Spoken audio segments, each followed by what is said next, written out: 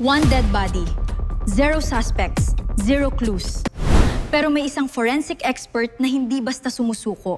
Sa Japan, maraming mysterious death cases ang hindi agad nasosolve.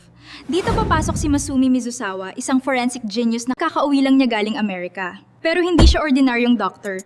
Habang ang ibang investigators nakatingin sa suspects, siya naman nakatingin sa bangkay. Kasi para sa kanya, kahit patay na ang isang tao, may kwento pa rin siyang gustong sabihin.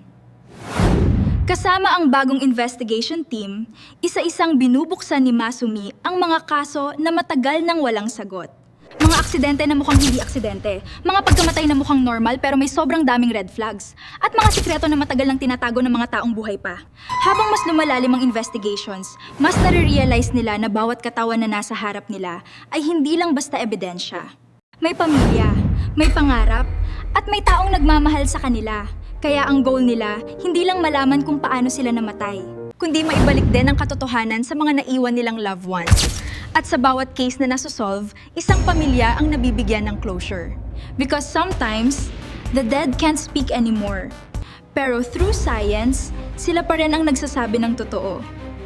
Ang title ng Japanese drama series na ito ay Loved Ones.